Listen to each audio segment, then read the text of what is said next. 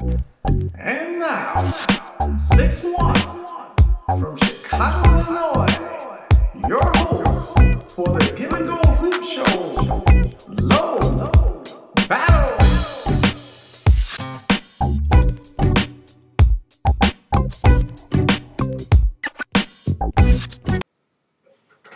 Hey, what's up, Low Battle, Give and Go Hoop Show. All right. I ain't gonna say I've been catching a little beef, but let's just say people question my, what's the word? I don't even know the word. Anyway, they question me talking about the Miami Heat. So let me just come back at you and hit you with a little something about the Miami Heat. I don't dislike the team or the players. I love basketball. So if it's good basketball, I don't care. I don't care if it's the Heat playing it. I don't care if it's the Clippers playing it, or whoever. But I love basketball in general. But I guess my contention or my problem with the Miami Heat as a whole, I guess it goes back to the media. It's more the media than it is the Heat. But I guess in essence, the Heat kind of brought it on themselves, starting with the decision, because he used the media, to do that. And you know how the media is. Once they get a hold of a story, they don't have to let it go. So let me just kind of break it down to you the way I see it. And I'm going to stray off and give you an analogy of something I really don't generally talk about: football. Okay, I'm gonna give you a breakdown. I'm just kind of watching, as I watch football, I kind of think about it and I say, wow, let me see what's an equal comparison to my disdainment for the Miami Heat, or my disdainment the way that the Miami Heat are viewed. And I guess the best thing I come up with is Brett Farve. The Heat should hope that they never become the Brett Favres of the NBA. And what I mean by that simply is this: great media coverage. Hey, the world knows about Brett Farve. ESPN hangs on his every word. The media hangs on his every move. Will Brett Favre shave? Will Brett Favre drive to the stadium? Will Brett Favre wear a farm cap? Whatever it is that this man does, the media captures it. Just with the whole streak thing, I'm glad it's over. But that became bigger than, people making the playoffs in the NFL is, will Brett Favre start the game? Now let me go back and say, the Heat should hope that they never become the Brett Favres of the NBA. One little thing is overlooked about Brett Favre. 20 years he's played in the NFL. God bless him. Hey, 20 years. However, will somebody go do some research and tell me what Brett Favre's won? Other than individual accolades like MVPs and stuff like that, how many rings do Brett Favre have? I'll save you the time. 1. Okay. How many times has Brett Favre been to the Super Bowl? 2 maybe? Maybe 3? I don't know.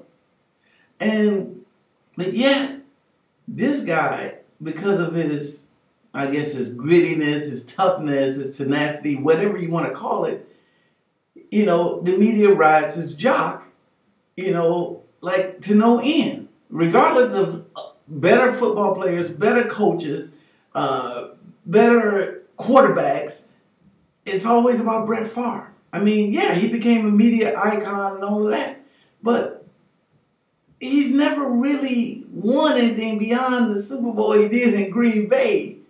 He didn't win in Minnesota. He didn't win with the Jets. It's like he just kind of went around. If you wanted to ride, they didn't ride Joe Montana the way they rode Brett Favre. And look how many times he won. So what I'm saying is, I don't hate the Heat as a team as they play basketball. I hate what they've become. What they've manipulated and what they created, which, utilizing the media to hype them up as they've hyped them up. Okay? And now, like I said, I mean, you go to ESPN, go to the ESPN website and look at the little toolbar that goes up at the top. It, to me, is ridiculous when you go to the toolbar and you got the standings, players, statistics, etc. And then there's a little word up there that says heat index. Do we really need to know what's going on with the Heat every single day?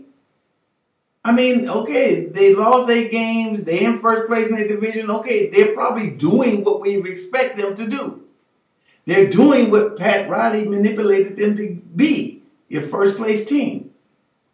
But as I told you in a previous show, they're not the only one 16-8, 17-8, or on a winning streak. I mean, they're doing what they should probably be doing, winning an average amount of games against other teams. You know, but yet, you know, you don't see a Laker index. You don't see a Spur index, and they got the best record in the league. It's a Heat index. So the only thing I'm saying is, at what point do ESPN, I have to say them because that's who, you know, the sport leader, get off their jock?